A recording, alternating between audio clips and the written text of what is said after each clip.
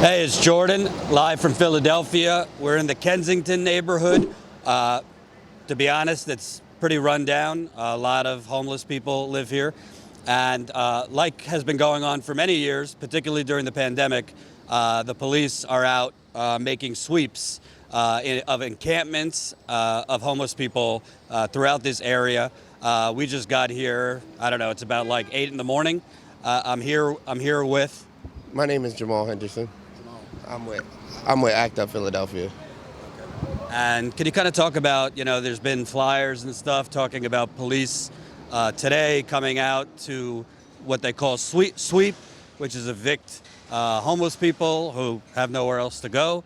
It looks right now, from what I've heard, the police are kind of playing this cat and mouse game where they're telling the press they're not going to do it, and then they claim they're just trying to clean up, but they try and get as many people as they can to evict. Well, this isn't, like you said, this isn't nothing new. Especially in Kensington, this has been going on for at least the last 5 years now. But ultimately, what it is they're trying to force people out of Kensington so that they can gentrify. If you go further down the street, you see a bunch of new condos being built. Lehigh's got, right at Lehigh, they've got this U-Haul place that they're trying to build. This is just an effort to raise the property value so that they can sell the vacant houses that they won't let people live in.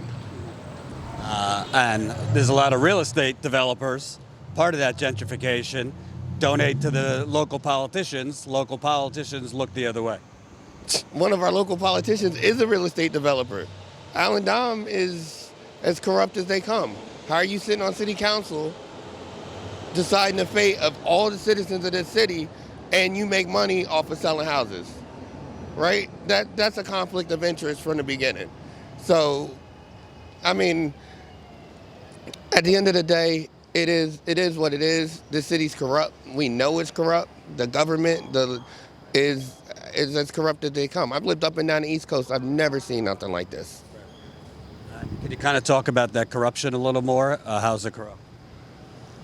Well, when you have universities like Penn and Temple who aren't paying taxes on the property that they own, but they own a good bit of the city, and the city council, the mayor, they let it happen. So that's corruption. When there's enough empty houses in the city to house every person that's on the street, but the city won't take them by eminent domain.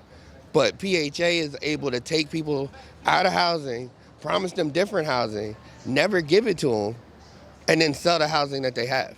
That's the Philadelphia Housing Authority. Yes. So they're taking people out of housing, promising them housing, and then not following through. Yeah. And, I mean, they don't follow through on any of their promises. The encampment that happened at the Parkway, Camp JTD, one of the ways that they ended this was to promise to give up 50 units that would go into a land bank that would be usable by people who dedicated to people who make $25,000 down to nothing per year. This is almost a year later, and those properties haven't been turned over. Why? Because the properties that PHA want to show are properties that's going to cost more money than what people have to fix and renovate. So it was a smokescreen. We'll promise you this to get you out the way, but we're not really going to carry through with it. And the whole problem with them being on that field that they were in was the fact that a bunch of entitled kids wanted to go play on the field. People need a house to stay in. We're in the middle of a pandemic. You can deal without playing in that field for people to have someplace safe to be, right? I wanted to ask you about the pandemic because Philadelphia, like many cities, states, has gotten a boatload of money from the federal government to go towards rental relief, supposed to go towards relief, utility relief, relief for the homeless. I just spoke with a homeless individual 2 days ago. He's asking where the money went because it's not going. That's what I want to know. Because of the pandemic, I'm behind in bills, right? And I applied for this phase 4 money that's supposed to go to your bills. I put my application in May. It's only supposed to take 45 days, right? I put mine in on May the 5th. This is June the 16th. I still haven't heard anything. Still no answer. But yet the city's reallocating funds to the prisons. The city's giving tax breaks to Comcast and all these different major corporations, but they're not investing in their citizens. You know, Comcast, who owns NBC and MSNBC, by the way. they're not investing in their citizens. They're not doing anything to help anybody. You hear when OHS sweeps an encampment, they say things like, oh, well, people were connected to services. But their idea of connecting people to services is having somebody from their outreach program come out and talk to them. They don't actually connect them to anything. Mm-hmm. During the encampment last year, when all people was wanting was affordable, permanent, accessible housing, they send them out there with rapid rehousing vouchers, which are great for short term.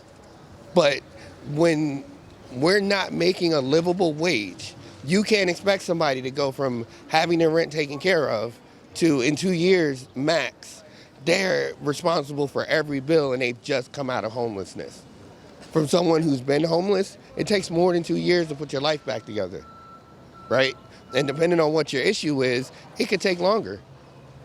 When I went from the street to the shelter to a house, that was a 15-month process. When I got to my house, my next problem was, how do I furnish this? How am I going to get back and forth to work? How am I going to do this? How am I going to do that? On top of paying, I mean, my rent was paid, but I still had like a $150 electric bill. I still had gas. I still got water. You know what I mean? You still have other responsibilities. And I was making $7.50 an hour. Plus, I'm riding from Philly to Norristown every day for work. So if we're not going to talk about the things that the things that are creating poverty, the things that are creating homelessness, and we're not going to deal with those, then we're going to have a homeless problem. And it's that simple. And I want to ask you also, just so viewers know, can you kind of talk about how this goes? Obviously, these sweeps, the police evicting homeless people, they basically are making them move from place to place to place. They take their stuff, they take their property. Can you kind of give a description of how the typical sweep goes? Well, if you're not there when they sweep, your stuff is gone. They're not putting it in a storage bin and marking where they got it from, nothing like that, like OHS would have you believe. If you're not there when they sweep, they throw your stuff in the trash. And depending on who's around, they will use the people in that area to violently remove you, as we saw at the encampment last year, right? That the encampment wound up being where some of the leadership who developed out of that then turned around and perpetrated violence on the people who were there who wasn't willing to just get up and go. They would cut their tents. They would threaten to beat them up. Like, I don't know what I don't know. Yeah, so say whatever you want. And that's not going to solve the problem either, right? It's been almost a year, and I can go to Center City, and if I walk around long enough, I will run into at least one person who was at that encampment who is still not housed, right? And if they're not from the encampment, then they're from the COVID hotels that was shut down when people was promised that when you leave here, you're going into permanent housing. That didn't happen. So they temporarily put people in hotels, but then only a few months later evicted them, promising them permanent housing, which you're saying didn't happen. When they put them in the hotel, and you can find this footage on the internet because I've seen it, Liz Hurst said that they can expect to go from the hotel into permanent housing, and that didn't happen. They put them in the hotel. They understaffed the caseworkers that was supposed to be going out there. And then when they ran out of money, rather than applying for the other money that was there, they just cut off the hotels. And one of their things was, we got to worry about the tourist industry that's reemerging from the pandemic. This was December. Nobody was doing any tourism. We were still full-fledged in the pandemic. So you could have kept those hotels going.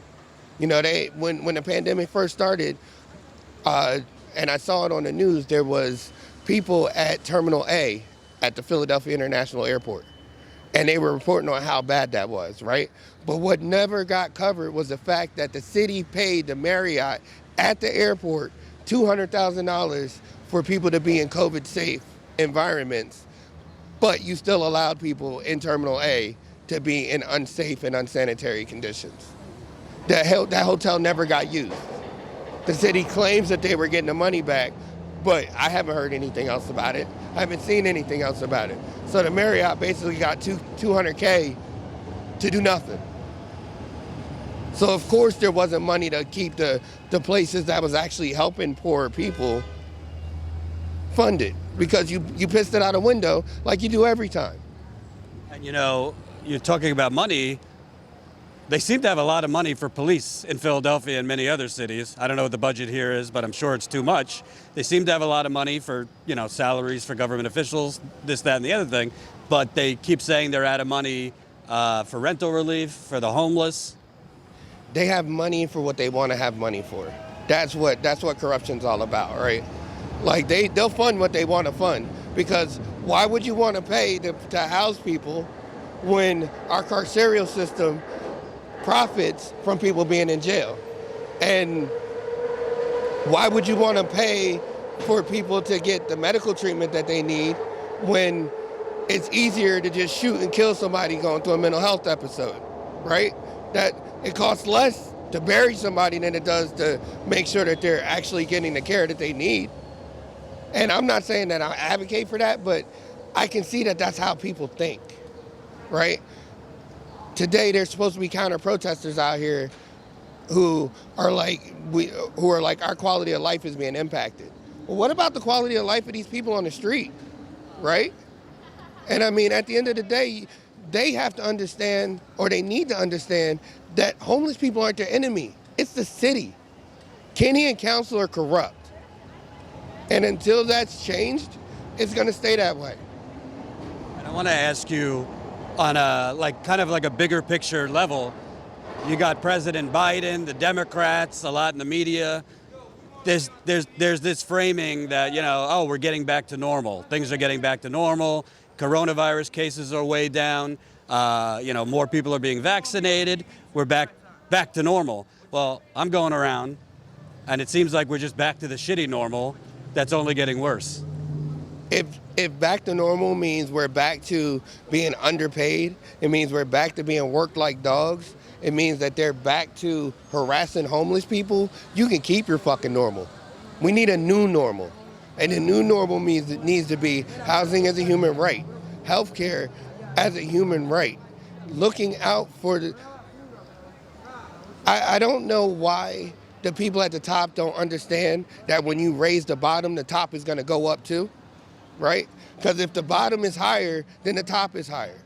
But this whole we're going to govern from the top down, it's not working. It hasn't worked in the history of this country, right? And until we change the way that we're doing things and we start looking at this in a whole different light, which is where I was going with the counter-protesters, right? When they can understand that the narrative that you get when they come out to cover protests and all of that is not always what it is. Those of us who are out here trying to help homeless people, when we talk amongst ourselves, one of the things that we talk about is, well, how can we help the residents also? Because we hear what the residents of Kensington are saying about how they feel that homeless people get more help than they do. How they have issues with the fact that they're suffering too, but nobody seems to care. Some of us do, and we're trying to figure out how we can support them also. But when you stop and look at urgency of needs, right, I think somebody having a house or someplace safe and secure that they can keep their belongings, that they can rest their head so that they can begin to build their life, that's a little more urgent than somebody who's already in a home. I am housed now, and I spend a lot of my time, sorry, I'm losing my voice. It's okay. I'm housed now. So I spend a lot of my time trying to make sure that the people who are in a situation that I came from get the same kind of help that I got. And if we all thought like that, this country would be a different place. And I also think for the residents that are complaining, you know, understand they're frustrated, but they have air conditioning during the summer. They have heat during the winter. They have basic things that keep you comfortable, alive in some cases. that nobody out here has. Well, I mean, when you hear residents' complaints, you hear things like, oh, well, they're shitting in the street, or they're using on the corner, or we have to see them performing sex work on the street. Well, how many people are using in their house? How many people have a toilet that they can go take a shit in? How many people do sex work, but they're doing it from the comfort of somebody's home? You know what I mean? The difference is they don't have a home. They do not have someplace that is theirs where they can do whatever it is that they do behind closed doors like everybody else does. And my last question, I think it's important for people to understand the media is a big part of the problem. The local media doesn't really dive deep into this corruption that I know about. They don't dive deep into, they'll cover sweeps and stuff like that. It doesn't seem like they're out interviewing homeless people. It doesn't seem like they're telling the stories of homeless people, the most vulnerable, but they will tell, more clicky stories. Can you kind of talk about the local media here? I mean, do we see local media out here right now? I've been out here since 7 o'clock. I've seen you, The Inquirer, and WHYY. Where's Fox? Where's ABC? Where's NBC? Where's Telemundo? They're all out here. They're all in the city, but where are they out here covering the stuff that really matters, right? But they'll be reporting on Biden going to Russia to meet with Putin. Like it's the Super Bowl. They're worried about Kamala going to the border because she ain't been there yet. So fucking what, right? I mean, we got to get to the point where we worry about the stuff that matters and leave the stuff that don't matter to us personally to the people who's handling it. Can you say one more time your name and your organization? My name is Jamal Henderson, and I'm with ACT UP Philadelphia.